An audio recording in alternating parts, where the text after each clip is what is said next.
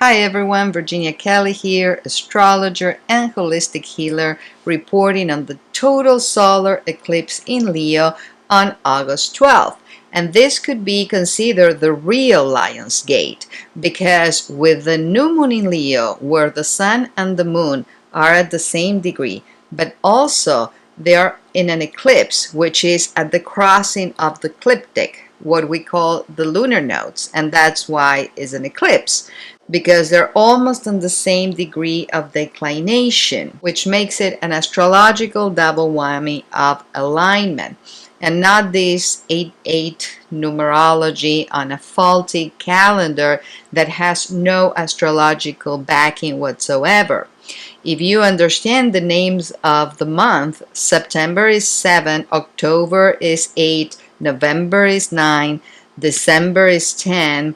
So what they call the Lion's Gate is a modern construct of an old time that it was connected with the flooding of the Nile, because astrology was also used to predict the weather as people depended on it. But the whole Lion's Gate concept started in recent years when a new moon in Leo coincided with August 8, and it took off ever since, citing all alignments that no longer align today. Nor the new moon in Leo falls on the same day every year, as not even your birthday falls on the same day every year, regardless of when you celebrate. Your birthday is technically what we call the solar return, where the sun hits the same placement where it was when you were born. It could be a day before or a day after, depending on the year, because we have these extra hours and a leap year. But anyway, back to the eclipse. An eclipse is a darkening of the sky that happens due to an alignment of the sun, moon, and the earth. So this is a solar eclipse, meaning the sun gets eclipsed by the moon. So the sun and the moon and together, so it's a new moon,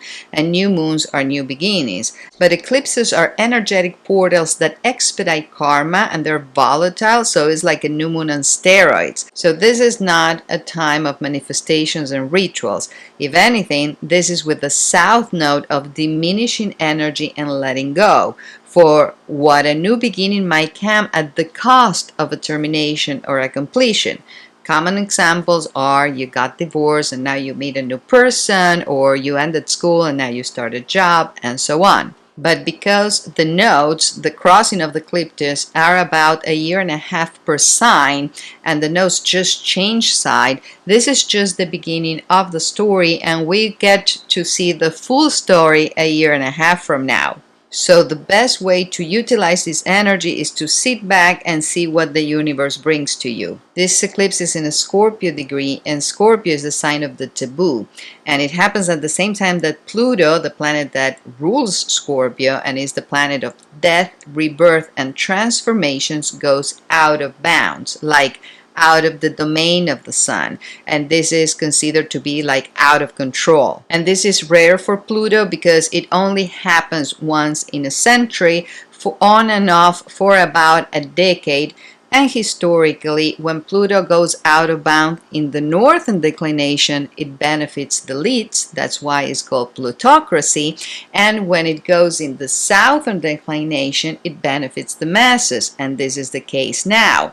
So both Scorpio, Pluto, and eclipses are all about revelations, from darkness into the light. So this is a theme of death rebirth. Now the sun is in rulership in Leo, and Leo represents the lion, the king of the jungle. So kings and royalty, the elites and rulers in the world stage, presidents and whatnot. But with the south node of Karman and things going down, conjunct Regulus, the royal star, someone in power is going down, or more than one. In this case, is a total solar eclipse, allowing you to see only the glow, what we call the corona, which means crown, representing those in power. So there's an unveiling that reveals where they stand. This happened in Argentina, for example.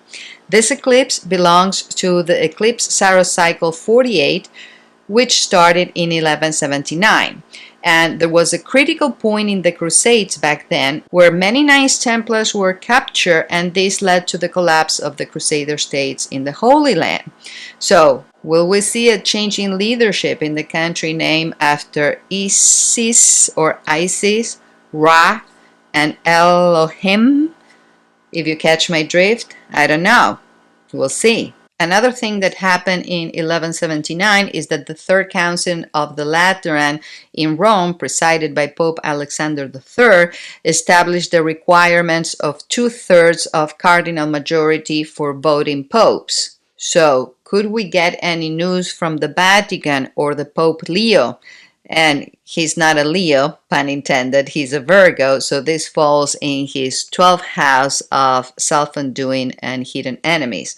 But for all the Virgos out there, don't worry, there are more positive implications of this, and I will go over that later. Now, as I mentioned before, an eclipse is a darkening of the sky in the areas that is visible, and this one goes through Greenland and Spain, so we might get news from there as well. Now, this doesn't mean that it happens the day off, but it opens a window of opportunity for about 6 months to a year and a half to get the full story. Anyway, in my previous video about the full moon in Aquarius, I mentioned that there was something coming out to light about a powerful figure for the population to see. And I thought it was going to be more about the infamous E-files, but it was all about Fauci and how he misused his power. And that makes sense because Aquarius is about science and experiments, and the moon represents the population. So all that information is now coming out to light. Now, with the North Node fresh in Aquarius in opposition to this eclipse, this is the population in opposition to the ruling class. And Aquarius is ruled by Uranus. Uranus is the lord of upheaval, is the planet of shock and surprises. And Uranus is the higher octave of Mercury, the lord of information and communication and documents and files, which is also in Leo, the sign of authenticity, witnessing the eclipse, and in conjunction with Jupiter, a fellow truth seeker, throwing a magnifying glass on the already big issues. Uranus is also exalted in Gemini, the sign of communications and the mind. So there's a lot of people who are going to have a change of mind. And with both Mercury and the eclipse in Leo, there's also a change of heart. And this is a domino effect that has a revolutionary energy.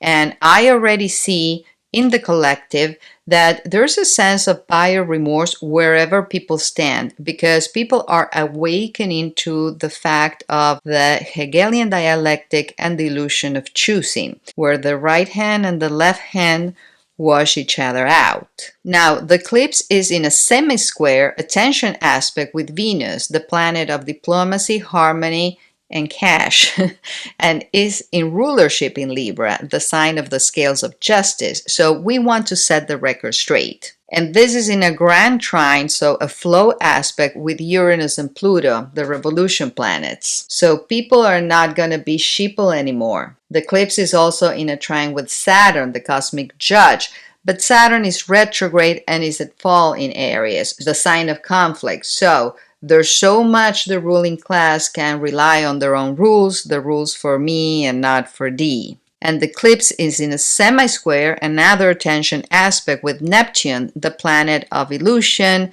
and deception that rules the media, also in Aries, the sign of war. And it's becoming very clear that the ruling class is at war with the working class. And that's why I call the mainstream media the weapons of mass distraction, if it rings a bell.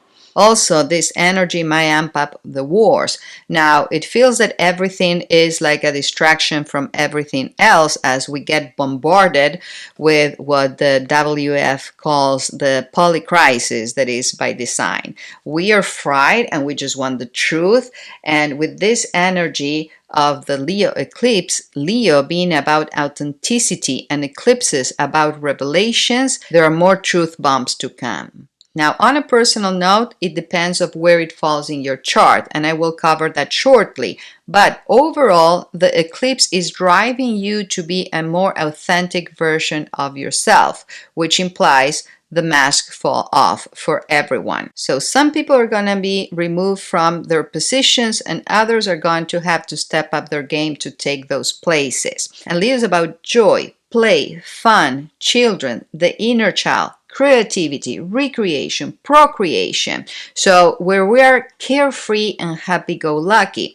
So this is about realizing where have you been falling off the wagon of what motivates you, inspires you, and what you're enthusiastic about. As I mentioned before, inspire means in spirit, and enthusiasm comes from in theos, which is in God, and it's about time that we connect back to that. And the compass for that is our heart. And because it's with a wide conjunction to the south node of past and karma, we need to let go of the old issues that hold us back. We need to get over our traumas and our self-limiting beliefs that put a damper on our spirit and zest for life. As I always say to my patients, it was a lesson, not a life sentence. It was meant to be learned, not to be carried.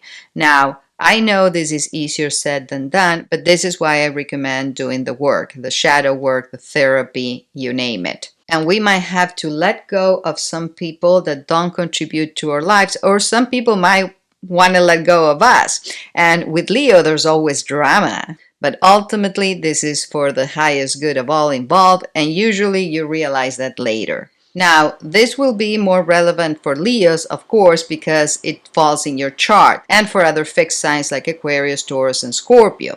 Now, for Leo, it's all about you. Happy birthday, by the way.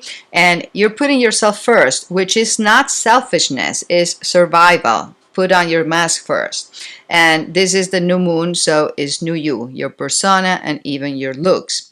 Now, for Aquarius, this is going to oppose you, so it's going to be all about others, and this is significant others. So partnerships, spouses, you name it. So either a new relationship or a new liaison or collab. Now for Taurus, this will be in your house of home, roots, family, private life. So anywhere from a renovation to a move, to a new member of the family, or your kid goes out to college, or finally you get to kick your roommate out.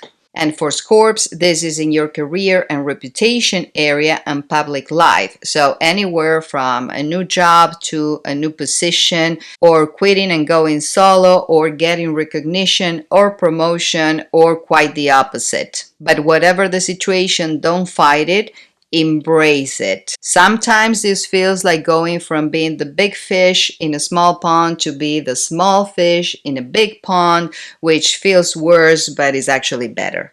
And this energy will be easier for the other fire signs. So for Aries, this will be in your area of creativity, recreation, and procreation. So anywhere from your creative projects, dating, hanky-panky, and having fun, your hobbies, your sports, dancing, etc. And be careful if you don't want to have kids because you might get pregnant. And for Sagittarius, this will be in your area of expansion. So anywhere from teaching to higher education, publishing, long distance travel, belief systems, usually about yourself. So basically, the world is your oyster. For Geminis, this will be in your house of communication, learning, thinking, peers like siblings, co-workers, neighbors, your local environment, and even commute. So anywhere from starting a new course to a new way of thinking and therefore of communicating, especially with peers. For Cancers, this is in your second house of possessions,